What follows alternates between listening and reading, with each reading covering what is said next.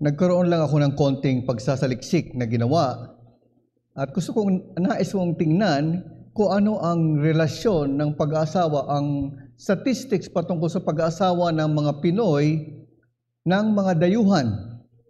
At ayon sa aking natunghayan o nakitang statistics mula sa Philippine News Agency, ayon sa mga taong 2021 at 2022, sa taong 2022, tumaas daw ng 40% ang bilang ng mga ikinasal na mga Pilipino sa mga dayuhan. At ang pangunahing mga lahi kung saan nakapangasawa ang mga Pilipino ay sa mga Amerikano, Hapon, at maging sa Canadians. Ito yung statistics na nakuha ko. At ayon pa sa statistics, ang dahilan, ang paraan kung paano nila nakilala ang ganitong mga napangasawa nila ay sa pamamagitan daw ng social media. Well, siguro, pansin natin sa ating mga palibot, marami tayong nakikita na mga nag-aasawa ng foreigners na mga kababayan natin. Meron pa nga yata ang tawag nila dyan ay AFAM. Ngayon, ngunit ay anuman ang sitwasyon o paano man nila nakita ang mga kanilang napangasawa, ay yun yung panahon natin ngayon. Ngunit, paano na kaya sa panahon na wala pang social media at ang paglalakbay ay sa pamamagitan ng paglalakad o kaya pagsakay ng kamelyo, ano kaya ang pag-asa na makakatagpo ka ng isang dayuhan na mapapangasawa? Sinasabi ko ito dahil tinutunghayan natin ang isang bukod-tanging kwento ng pag-ibig na ating tinutunghayan sa ating pag-aaral sa hapong ito patungkol sa pag-iibigan ni Ruth at ni Boaz. Isang kwentong pag-ibig na kamangha-mangha na inilahad ng Diyos sa isang aklat, sa aklat ni Ruth. At nangyari, ayon sa konteksto, nangyari ito sa panahon na madilim na yugto ng bayan ng Diyos, hindi lamang kwento ng pag-ibig ng dalawang tao, hindi sila parehong lahi, ngunit ito'y paglalahad din ng pag-ibig ng Diyos sa kanyang bayan, lalo na sa kanyang layunin na iligtas ang kanyang bayan sa hinaharap. Ito'y isa sa dalawang aklat sa Biblia na nakapangalan sa isang babae. Marahil alam natin yung isang aklat na nakapangalan na isang babae, si Esther. Ngunit ito'y nag-iisa na nakapangalan sa isang Hudyo o na hindi Hudyo, kundi sa isang hintil na babae. Ngunit sa gitna ng mas tanyag na mga kaganapan sa mundo ng panahon na yon, sinasabi ng mga historians o ng mga scholars na marahil sa panahon ito ng mundo kung saan isinulat ang Book of Ruth, marahil may mga kultura na umusbong tulad ng Mayan culture, tulad ng isang Chinese dynasty na umusbong sa panahon na yon na marahil mas malaki ang epekto sa pangmundong kalakaran, ngunit tila tiningnan ng Diyos sa kanyang pagpapahayag ng kanyang salita ang isang simpleng mga tao, ordinaryong mga tao upang isulat niya ito sa kanyang kasulatan para sa ikatututo ng kanyang bayan at ipaliwanag niya ang kanyang layunin para sa kanyang bayan dahil ito'y kanyang pagkilo sa kasaysayan dahil sa pagliligtas na kanyang ninanais sa kasaysayan ng sangkatauhang makasalanan. At ngayon, tutunghayan natin ang ikalawang chapter or kabanata ng aklat ng Ruth. Sana binasa natin ang buong ito dahil sa ngayong hapon, lalaktaw-laktaw tayo sa mga talatang ating babasahin upang hindi natin basahin ang lahat. So Ruth, babasahin natin yung verses 1 to 4, tapos lulundag tayo sa verses 8 to 12, lulundag muli tayo sa 19 and 20, at sa kahulihang talata, verse 23. Ganito po ang sinasabi ng salita ng Diyos. Si Naomi ay may kamag-anak sa panig ng kanyang asawa, isang lalaking mayaman mula sa angkan ni Elimelech na ang pangalan ay Boaz. Sinabi ni Ruth na Moabita kay Naomi, hayaan mo ako ngayong pumunta sa bukid at mamulot ng mga uhay sa kahulihan ng taong magpapahintulot sa akin. Sinabi niya sa kanya, humayo ka, anak ko. Kaya't siya'y umalis, siya'y dumating at namulot sa bukid sa likuran ng mga nag-aani. Nagkataong nakarating siya sa bahagi ng lupa na pag-aari ni Boaz na nakabilang sa angkan ni Elimelech. At narito si Boaz ay nakarating mula sa Bethlehem at sinabi niya sa mga nag-aani, ang Panginoon ay sumainyo. At sila'y sumagot, pagpalain ka nawa ng Panginoon. Talatang 8, ito ang tagpo ni Boaz at ni Ruth. Nang magkagayoy sinabi ni Boaz kay Ruth, makinig kang mabuti, anak ko. Huwag kang mamulot sa ibang bukid o umalis dito, kundi manatili kang malapit sa aking mga alilang babae. Itanaw mo ang iyong paningin sa bukid ng kanilang inaanihan at sumunod ka sa kanila. Inutusan ko na ang mga kabataang lalaki na huwag kanilang gagambalain. At kapag ikaw ay nauuhaw, pumunta ka sa mga banga at uminom ka sa inigib ng mga kabataang lalaki. Nang magkagayoy, nagpatira pa si Ruth at yumukod sa lupa at nagsabi sa kanya, bakit ako nakatagpo ng biyaya sa iyong paningin upang ako'y iyong pansinin gayong ako'y isang dayuhan? Ngunit sinabi ni Boaz sa kanya, ipinaalam sa akin ang lahat ng ginawa mo sa iyong biyenan mula sa pagkamatay ng iyong asawa at kung paanong iyong iniwan ang iyong ama, ang iyong ina, at ang lupaeng sinilangan mo, at ikaw ay pumarito sa bayan na hindi mo nalalaman noon. Gantihan nawa ng Panginoon ang iyong ginawa, at bigyan ka nawa ng lubos na gantimpala ng Panginoon, ang Diyos ng Israel, na sa ilalim ng kanyang mga pakpak, ikaw ay nanganlong. 19, verse 19 to 20. Sinabi ng kanyang biyanan, ito ay pagkatapos ng kanyang pag-ani at umuwi na siya sa presensya ng kanyang biyanan na si Naomi. Sinabi ng kanyang biyanan sa kanya, saan ka namulot ngayon? At saan ka nagtrabaho? Pagpalain nawa ang taong nagmagandang loob sa iyo. Kaya't sinabi niya sa kanyang biyanan kung kanino siya nagtrabaho, ang pangalan ng taong pinagtrabahuan ko ngayon ay Boaz. Sinabi ni Naomi sa kanyang manugang, pagpalain nawa siya ng Panginoon na hindi ipinagkait ang kanyang kagandahang loob sa mga buhay at sa mga patay. At sinabi sa kanya ni Naomi, ang lalaking iyon ay isa nating kamag-anak, isa sa pinakamalapit nating kamag-anak. Verse 23, huling talata. Sa gayoy, nanatili siyang malapit sa mga alilang babae ni Boaz upang mamulot hanggang sa katapusan ng pag-ani ng sebada at pag-aani ng trigo. At siya'y nanirahang kasama ang kanyang biyanan. Tulad ng aking binanggit sa nakaraang linggo, sa buong aklat ng Ruth, 2 beses lang na nagkaroon ng pagbanggit sa pagkilos ng Diyos.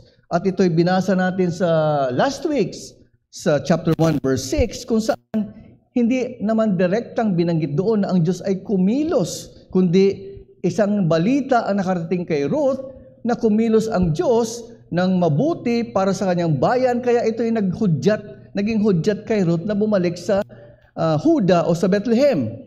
Ang isang talata ay nasa last chapter na titingnan natin, chapter 4 verse 13, patungkol sa kapanganakan o pagkabuntis ni Ruth ng kanyang magiging anak. Ngunit sa kabila ng walang masyadong pagbanggit sa pagkilos ng Diyos, hayag ang pagkilos ng Diyos kung titingnan natin ng mabuti o babasahin natin ng maayos ang mga sinasabi sa buong aklat na ito. Kaya sinabi ko sa nakaraang mensahe, titingnan natin ang aklat nito sa 4 na mensahe. Bawat chapter, isang mensahe ang ating dadalhin para sa buong ito, para mapulutan natin ng pag-aaral ang mga tema o ang tema na nakapaloob sa aklat nito, which is ang probidensya ng Diyos, ang pagkilos ng probidensya ng Diyos sa kanyang bayan. At ngayon ay nasa chapter 2 na tayo at nag-umpisa tayo sa kwento ng pag-alis ng pamilya ni Elimelech sa panahon ng mga hukom. Yun ang binanggit sa chapter 1. Sa matinding taggutom upang hanapin ang mas maayos na pamumuhay. Marahil napakahirap ang panahon na yun noong taggutom, kaya ninais ni Elimelech na lumipat o lumisan sa kanilang kinaroroonan upang dalhin ang kanyang pamilya sa hangarin na magkaroon ng mas maaluwan na buhay, at nakarating sila sa Moab at doon sila nanirahan. Ngunit namatay ito at ang kanyang dalawang lalaking anak. Isang trahedya ang nangyari sa buong pamilya. Kaya't nakita natin, nabasa natin ang pagkabyuda ng asawang si Naomi kasama ng kanyang dalawang manugang. Ngunit, nung nabalitaan ni Naomi na dinalaw ng Diyos ang Huda, ang ibig sabihin noon, inalis ng Panginoon ang kanyang judgment sa Israel. Kaya gano'n na lamang, nagbago ang buhay ng Israel o ng Huda sa panahon na yon. Kaya merong pagkain. Muli ang bayan, at ito ay nagbunsod kay Naomi na bumalik sa lupang pangako. At dala ang kabigatan ng pagkawala ng mga mahal sa buhay. Kaya't ang ginawa niya, kinumbinsin niya ang kanyang dalawang manugang.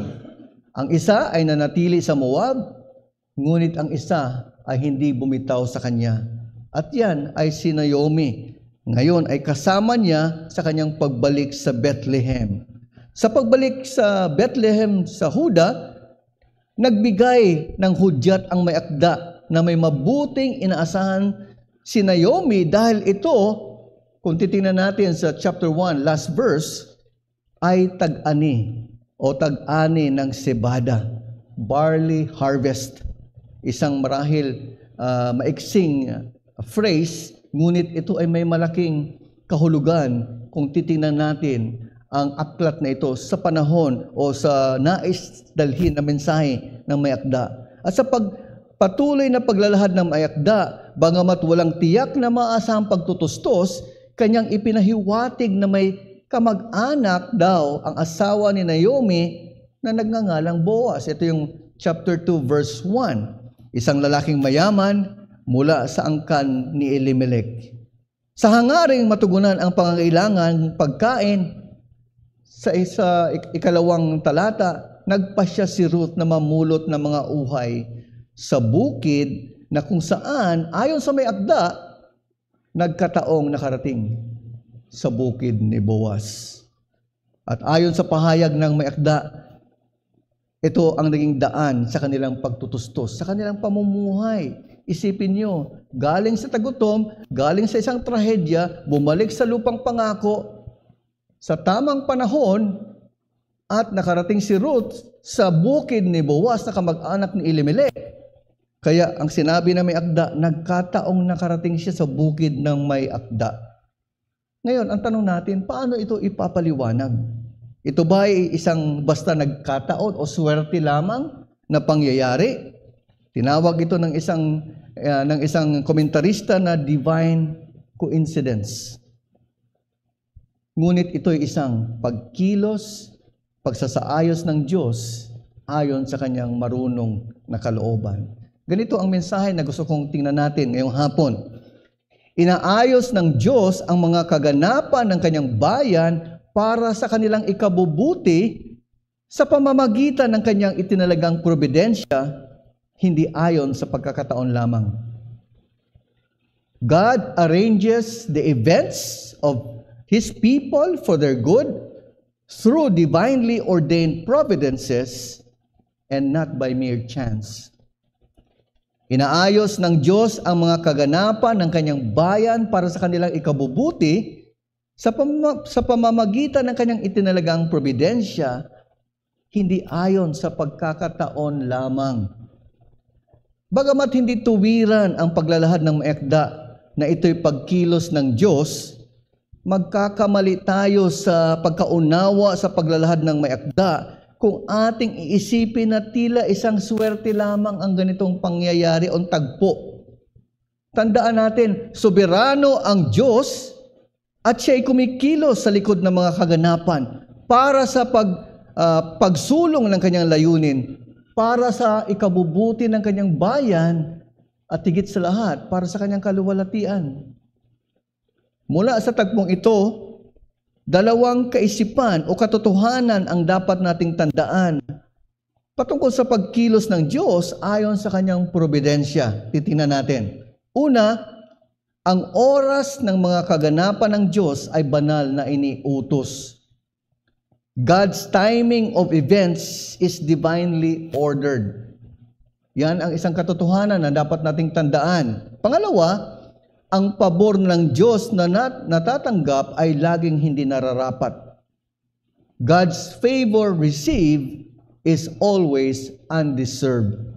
So ito yung titingnan natin sa mga tagpong ito at tingnan natin kung anong katotohanan ang dapat nating matutunan sa pagkilos ng Diyos sa kanyang probidensya o ayon sa kanyang probidensya. Una, ang oras ng mga kaganapan ng Diyos ay banal na iniutos. God's timing of events is divinely ordered.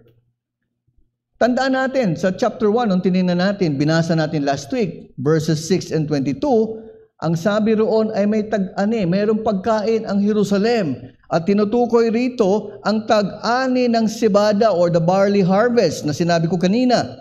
At dahil may harvest, may pag-asa at pagbabago sa pamumuhay ni Ruth, Naomi, at maging sa Huda.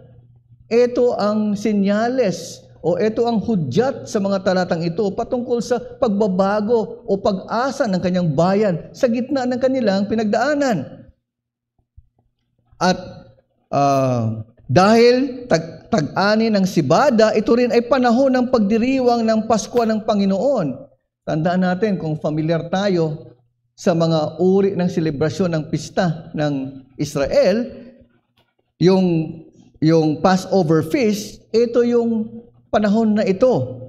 Pag-ani ng butil, ito ay simula ng taon ng kalendaryo ng mga Hudyo, ang angkop na oras para sa isang bagong simula sa pamamagitan ng biyaya ng Diyos.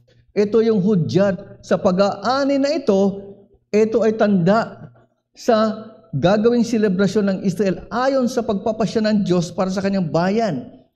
Walang mas mahusay na oras para sa isang eksodo mula sa parang ng Moab patungo sa lupang pangako. Ito yung tinasabi nating perfect timing sa pagbalik ni Ruth at ni Naomi mula sa kanilang kahirapan, kabigatan at trahedya sa Moab na bumalik sa lupang pangako. Kamanghamanghang pagsasaayos ng Diyos para sa ikabubuti ng kanyang bayan, para kay Naomi at Ruth. At isa pang nakita natin at binasa natin, nakarating si Ruth mismo sa bukid ni Boaz na kamag-anak ni Elimelech. What a chance, so-called, or what an event. Ngunit ang dapat nating matutunan, ang tiyempo o oras ng mga kaganapan ng Diyos ay banal na iniutos bilang katuparan ng kanyang soberanong layunin. God's timing of events is divinely ordered in fulfillment of His sovereign purpose. Walang nangyayari na hindi ayon sa layunin ng Diyos. Ito ay pagsasaayos ng Diyos ayon sa kanyang soberanong pagpapasya, pahintulot at pagganap ng kanyang layunin para sa kanyang bayan at in a smaller way para sa kabutihan ni Ruth at ni Naomi. Kamangha-manga ang pagkilos ng Diyos sa likod ng mga pangyayari sa pagsasaayos ng mga kaganapan, hindi lamang para sa ikabubuti ng sitwasyon ni Naomi at Ruth at maging ng bayan ng Israel at Huda, dahil dinalaw sila ng mga pagpapalang ito, ngunit para sa kanyang hinaharap na plano sa pagtatalaga na magiging hari ng Israel sa katauhan ni David. Ang layunin ng aklat ni Ruth, kung titingnan natin para malaman natin ang layunin na ito, titingnan natin sa huling kabanata. Yung sa mga talata kung saan binanggit roon ang lineage or genealogy na lumabas kay Haring David. Para maintindihan natin ang aklat ni Ruth, titingnan natin yung huling mga talata. At yun ang susi upang maunawaan natin kung bakit sinulat ang aklat na ito. Tandaan, natapos ang aklat ng mga hukom, kung babalikan natin ang naunang aklat, ang mga hukom, ang huling talata doon sa 21:25 ng mga araw na iyon ay walang hari sa Israel.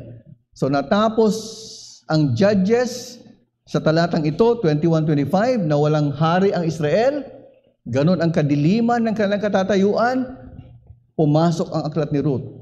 Ang huling talata ay ang kapakanakan o ang genealogy na hahantong sa pagsilang o pagdating ni Haring David para magiging hari ng bayan ng Israel. Di ba ganyan ang paliwanag ni Pablo sa pagsugo ng Diyos kay Jesus? Ayon sa Galatia 4, talatang 4, subalit nang dumating ang ganap na kapanahunan, isinugo ng Diyos ang kanyang anak. Ang lahat ng mga pangyayaring ito ay hindi nagkataon, kundi ayon sa pagsugo ng Diyos, ayon sa soberanong layunin at plano ng Diyos, inayos niya ang mga bagay na ito para sa isang layunin niya, sa kanyang layunin na maging ang kamatayan ng Panginoong Hesus ay ayon sa tinakdang panahon na nilayon ng Diyos. Di ba ganun ang pagpapaliwanag ng Magagawa 2, talatang 3?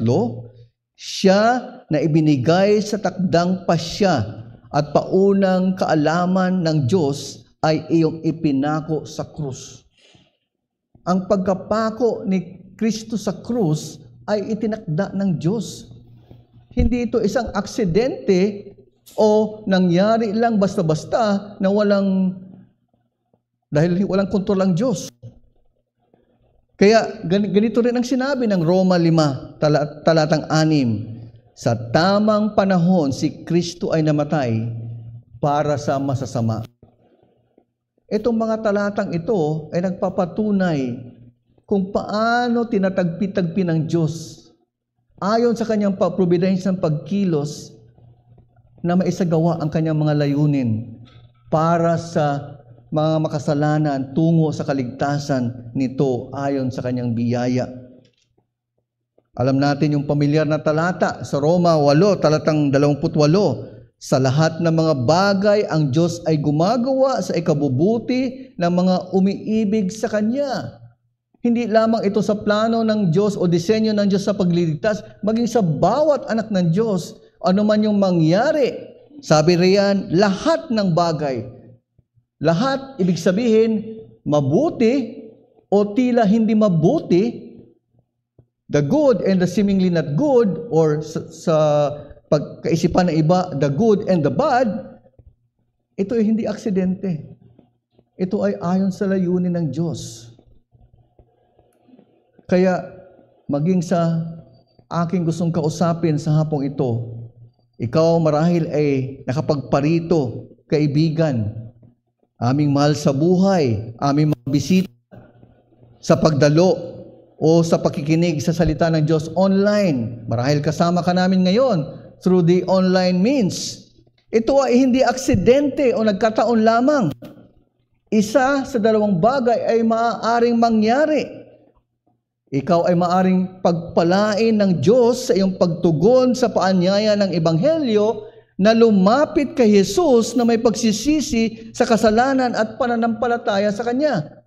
Ito ay isang magiging tugon mo sa pakikinig mo ng mensahe na ito ngayon.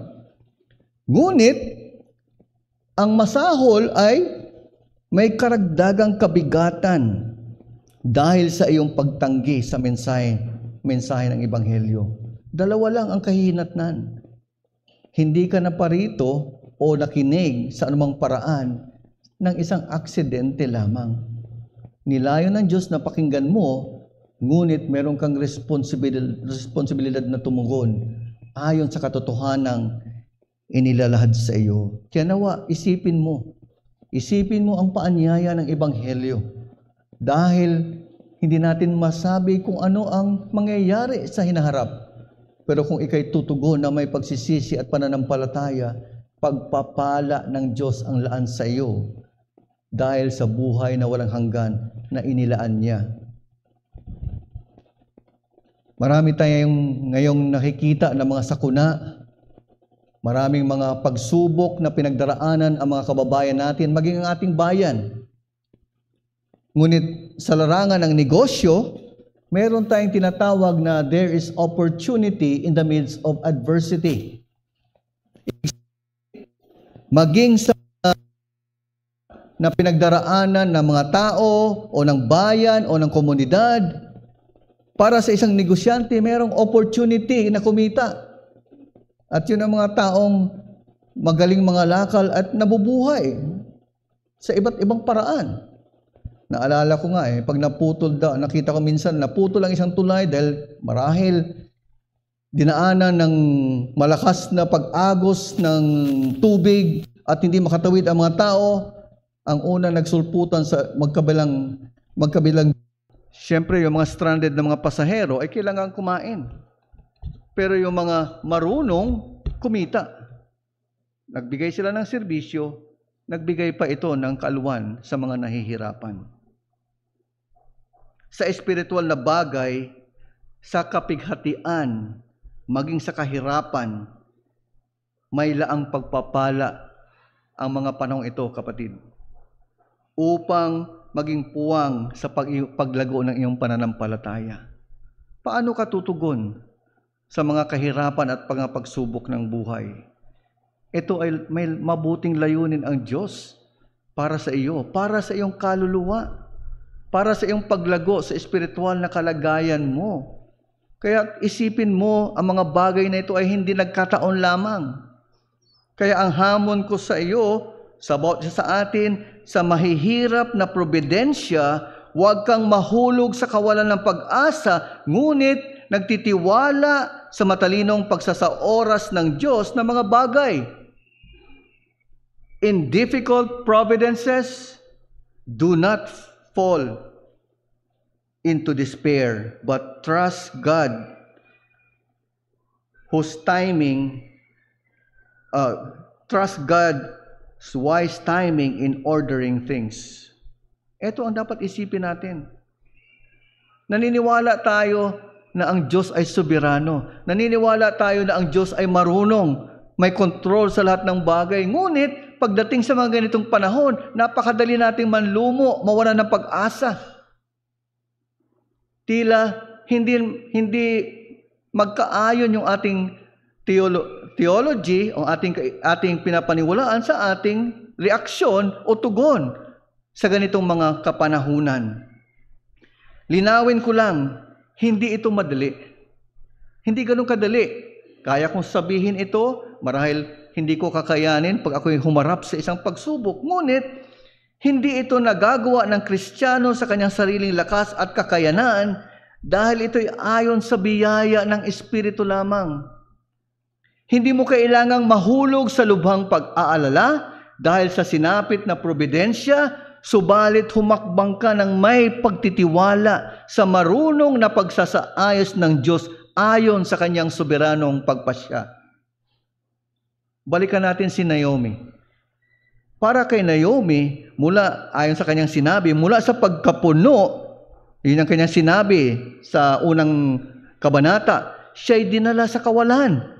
Yun ang kanyang hinagpis. Yun ang kanyang reangal sa Diyos. Yung kanyang mga salitang sinambit sa kanyang sitwasyon. Ngunit sa panahon na ito, hindi niya nakita ang ginawang pagsasaayos ng Diyos. Mula sa kawalan, tagutom ng Israel, ngayon ay sila'y pinuno. May tag-ani. Hindi maayos ang kanyang pagbasa sa sitwasyon ng kanyang kinalalagyan. Ganon ang nangyari kay Naomi. Ang problema ni Naomi ay tulad ng pakikibaka na nararanasan ng marami sa ating kapanahunan. Sa kanilang pag-aalala, sari-sari ang naiisip ng mga posibleng pinakamasamang senaryo o kahinatnan na kanilang susuungin. Sa sobrang pagkabalisa, hindi na tuloy makakakilos. Di ba? Sa sobrang mong pag-iisip, ano kaya kung ganito ang mangyari? What if ganito ang mga sitwasyon? Ano na mangyayari sa akin? Dahil sa pagkabalisa, hindi ka na makakilos, makapag-isip ng tama at kumilos ng ayon sa iyong pananampalataya. Tandaan natin, hindi nangako ang Diyos na ibibigay sa atin ang biyaya upang makaligtas sa lahat ng masasamang senaryo na maaari nating pangarapin. Isip ka ng isip, what if this, what if that? Sari-sari mga senaryo. Di ba? Hindi naman nangako ang Diyos na bibiyayaan ka sa iyong mga iniisip. Ang pangako ng Diyos ay ibibigay lamang sa atin ang biyaya upang mapagtagumpayan ang pinagdaraanan. Kung ano ang iyong pinagdaraanan sa kasalukuyan, tumugon ka, lumapit ka sa Diyos, humingi ka ng biyaya.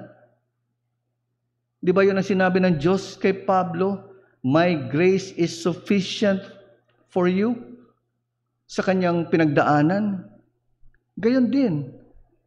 Ang hamon, ang turo, ang pangako ng Diyos para sa atin. Sa katunayan, karamihan sa ating inaalala ay hindi bahagi ng kalooban ng Diyos. Kaya, sayang na gawain lamang ang ginagawa natin sa matinding pag-iisip, sa matinding pag-aalala. Nababalot ang ating utak, ang ating isip, ang ating puso sa mga iniisip natin na wala namang kinalaman sa kalooban ng Diyos para sa iyo. Nakapagtataka kung bakit hindi sumama si Naomi sa pagpulot ng uhay.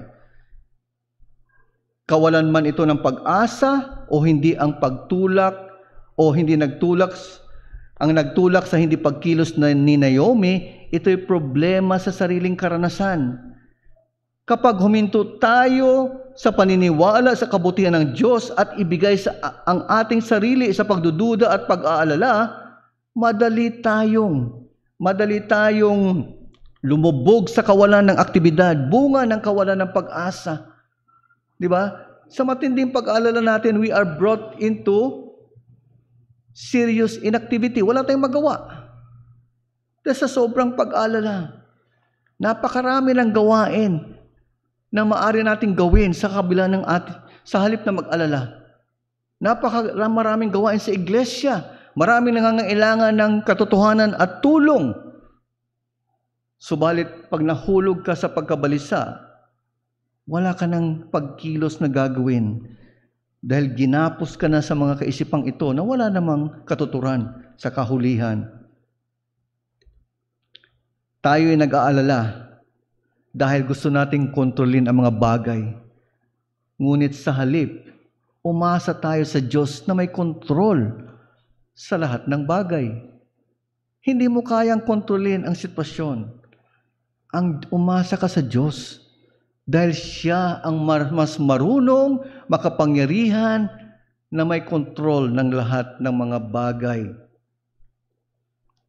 Ayon kay Jerry Bridges sa kanyang aklat na Trusting God, sinitas niya o kinote niya ang sinabi ni Augustine patungkol sa pagkasoberano ng Diyos. Ganito ang sinabi ni Augustine, walang mangyayari maliban kung nais ng makapangyarihan sa lahat na mangyari ito. Alinman, pinahihintulutan niya itong mangyari o siya mismo ang nagdala nito sa iyo. Yan ang tandaan natin. Yan ang simpleng katotohanan na maaari nating namnamin, isipin, paniwalaan, yakapin, at ipamuhay ng may pananampalataya. Kaya muli, ang mga oras ng kaganapan ng Diyos ay banal na iniutos. Perpekto ang Diyos, ang kanyang timing na tinatawag o pagsasaoras ay perpekto rin. Dahil siya ay may kontrol at marunong. Ngunit pangalawa, ang pabor ng Diyos na natatanggap ay laging hindi nararapat. God's favor received is always undeserved. Sa pagsama ni Ruth kay Naomi, kanyang tinalikuran ang kanyang bayan. Yun ang sinasabi ni nung chapter 1, or maging ito inulit ni Boaz sa kanyang pagkakilala o pagkaalam sa nangyari kay Ruth. Tinalikuran ni Ruth ang kanyang bayan, ang kanyang pamilya, maging ang kanyang Diyos. Ibig sabihin ng mga talatang ito o mga salitang ito, si Ruth sa biyaya ng Diyos ay sumampalataya sa Diyos ng Israel. Ito ay pagtugon niya sa biyaya ng Diyos, sa Diyos na inaangkin ni Naomi. Sa chapter 2, sa verses 2, 10, and 13, ipinahayag ni Ruth ang mga salitang magpahintulot. Umaasa si Ruth in verse 2, umaasa ng pabor na makapulot ng uhay para sa kanilang pangangailangan. She was seeking favor. Ngunit sa talatang 10 at 13, nung binanggit ang salitang biyaya, kinilala ni Ruth sa harapan ni Boaz na siya ay nakatanggap ng biyaya sa kabila ng pagiging dayuhan. Umaasa siya ng biyaya, siya ay nakatanggap ng biyaya dahil sa kabutihan ng Diyos. Ang paglakad ni Ruth na may pananampalataya, kinilala niya na ang mga natanggap ay tanging pabor mula sa Diyos lamang. Hindi ito dahil siya'y karapat-dapat o kailangan niya ng tulong, bagamat totoo yun, subalit alam niya sa kanyang puso na kung ano man ang pakinabang niya sa gitna ng kanyang kinalalagyan, sa malagim o malungkot na sinapit nila, umaasa lamang siya sa pabor ng Diyos. Ang tinuturo sa atin ay ang bawat pakinabang na natatanggap ng mananampalataya ay isang pabor mula sa mapagbiyayang Diyos na hindi karapat-dapat. Every benefit received by the believer is a favor from the gracious God, thus undeserved. Ayon sa batas ni Moises, may probisyon para matugunan ang mga mahihirap sa lipunan. Ito yung batas ng Diyos na binigay niya kay Moises para sa Israel. Ito yung tinatawag nating law of gleaning. Or marahil, pwede nating i-translate batas ng pagpupulot. Ito yung napapaloob sa Leviticus 19 and Deuteronomy 24. Ngunit, ito ay hindi libreng mga pagkain galing sa lipunan at gobyerno. Hindi ito isang dole out. Ang layunin o ang prinsipyo sa ilalim ng batas na ito ay tulungan ang mga mahihirap sa pamamagitan ng pagsisikap na magtrabaho, masuportahan ang sarili. Kaya't ano ang utos ng Diyos sa mga magsasaka? Ang mga magsasaka ay inutusan ng batas na hindi anihin ang gilid ng kanilang mga bukid para sa mahihirap.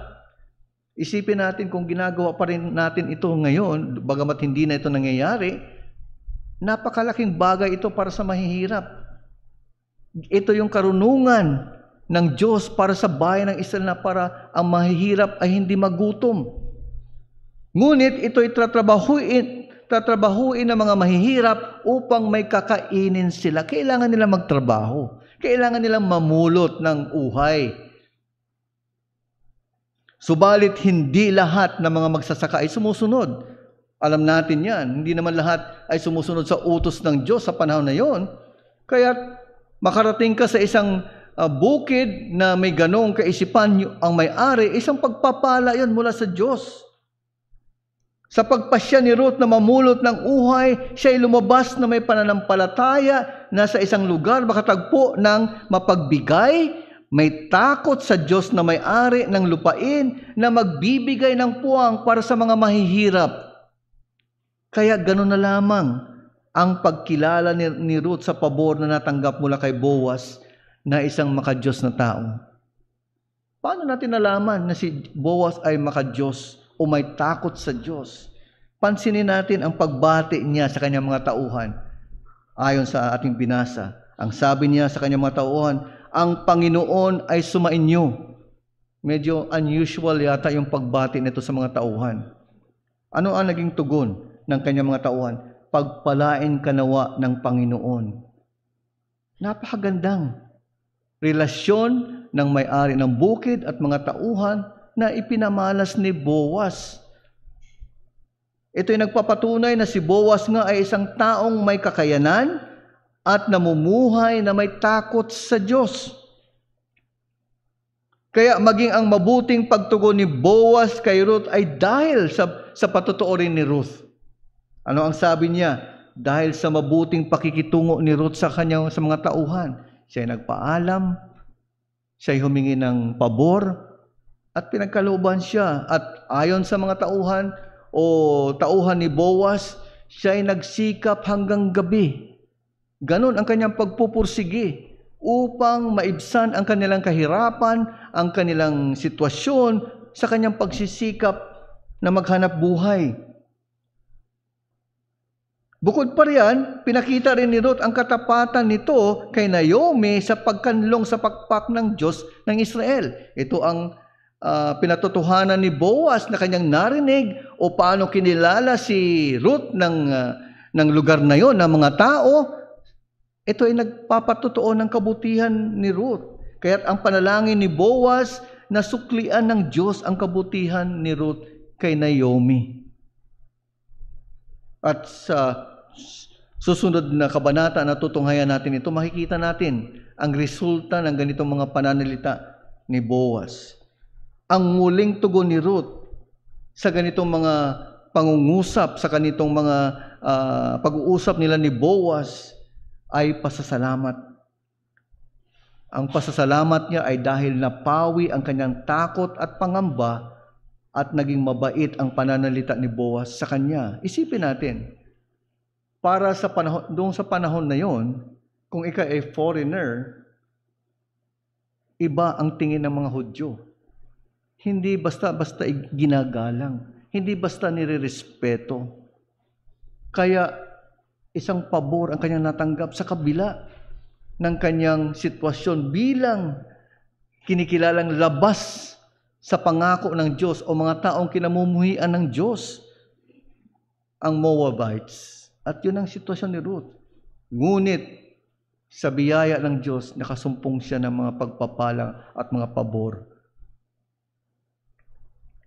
Sa mga kaso ngayon na sinasampa, bunga o bunsod ng tinatawag nating mga skandalo sa DPWH, ang isang naririnig natin palagi sa mga dinidemanda o sa mga tinatawag na magtestigo ay yung WPP or Witness Protection Program, Republic Act 6981.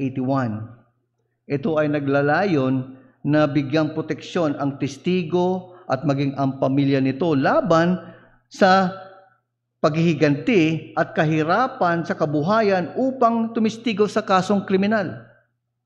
Siyempre, kung walang kapalit, walang proteksyon ang isang tumitistigo, ay talagang wala ka makukuhang magbibigay patotoo sa mga pangyayari upang maipit ang mga pakana nito at madala sa hustisya.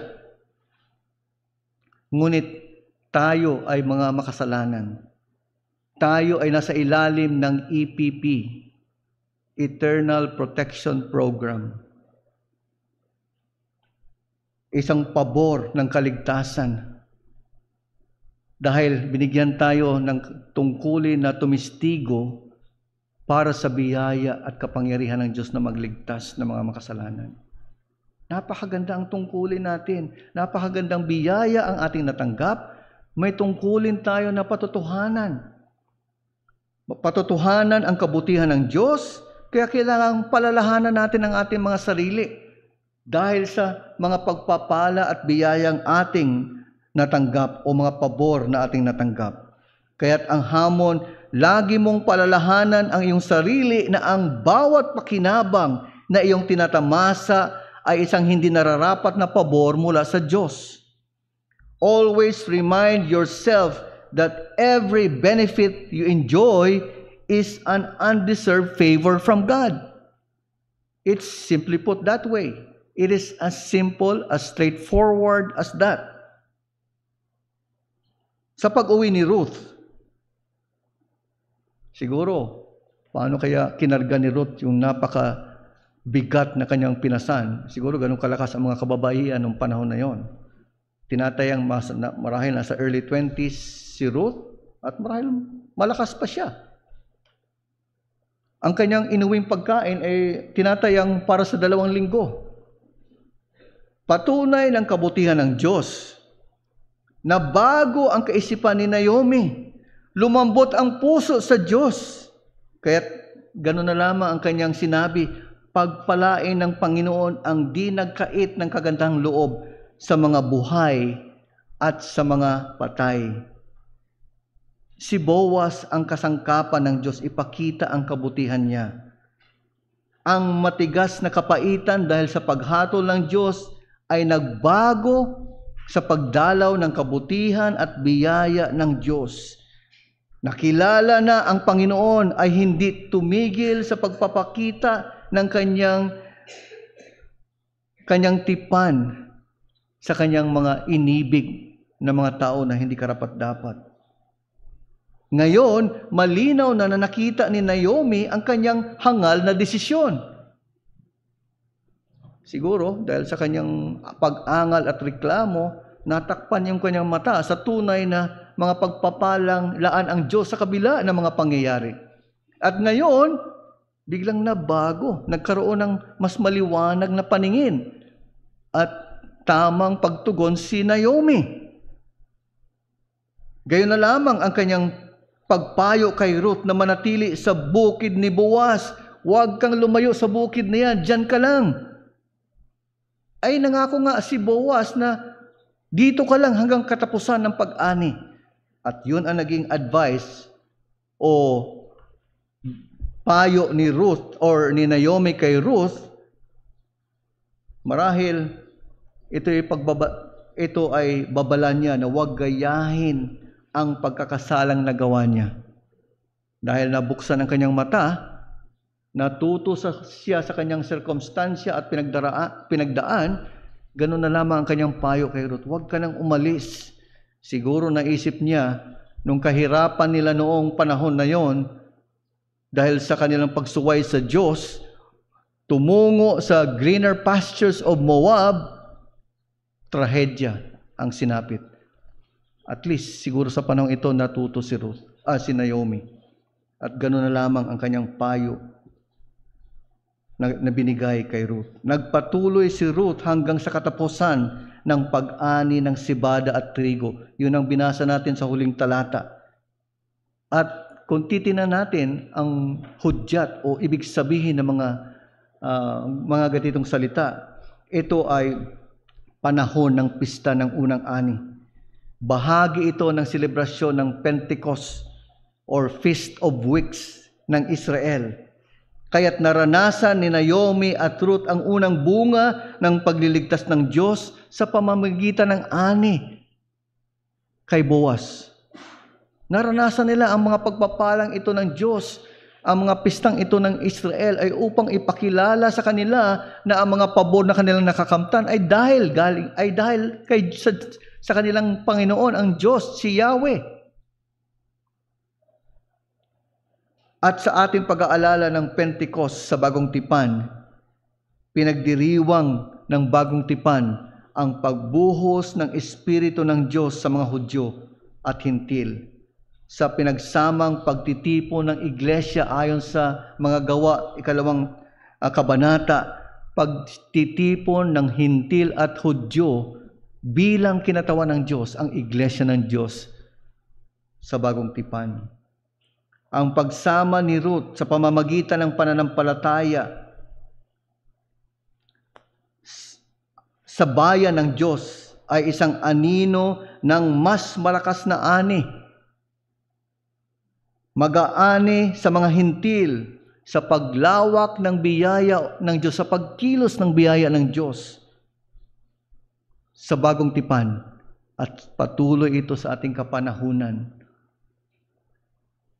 Kaya dapat punan ng pasasalamat ang puso ng mananampalataya sa katiyakan ng pangangalaga, patnubay at sukdulang presensya ng Diyos sa kanyang buhay. Ito ba ang saloobin mo o maging saloobin ko sa ating kapanahunan? Ano man ang ating pinagdaraanan? Ito ba ang ating laman ng ating mga puso? Umaasa tayo sa pagpapala, biyaya at pagtutustos ng Diyos. Kilala natin si Fanny Crosby. Isang bulag na lumilikha ng mga poem and ito ay ginawang mga himno na kinakanta natin hanggang sa kasalukuyan. Sa kanyang kondisyon na bulag, subalit puspos siya ng pasasalamat sa kabutihan na taglay na pagpapala dahil sa hindi matawarang pag-ibig ng Diyos. At isang awitin ay yung kanyang sinulat na awitin natin ngayong hapon. Ang sinabi niya riyan sa ating pagpapasakop kay Kristo at puspos ng kanyang kabutihan. Bagamat sa ating salin sa Tagalog, wala yung we are lost in His love. Ganun ang pagtingin, pag-alaala ni Fanny Crosby sa kabila ng kanyang sitwasyon at kinaroroonan, gayon na lamang ang kanyang pagpapasalamat sa Diyos. At siya ay naging mabuting patotoo sa Diyos at ginamit sa iba't ibang paraan, lalo na sa kanyang mga himno upang ipaalala sa iglesia ng Diyos ang kabutihan ng Diyos hanggang sa ating kapanahunan. At nawa ito'y pumukaw sa ating mga kaisipan. Bilang Kristiyano, meron tayong katiyakan dahil sa ating Panginoong Hesus.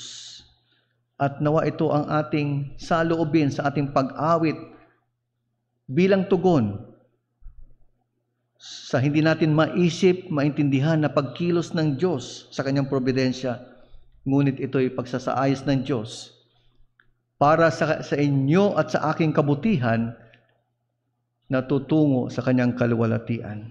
Awitin po natin ang ating huling himno o pinagpalang katiyakan. Kami mga katotohanang dinala nyo sa aming kalagitnaan ngayong hapon. Salamat sa katiyakan na meron kami, hindi dahil sa aming sariling galing, kabutihan o kakayanan, kundi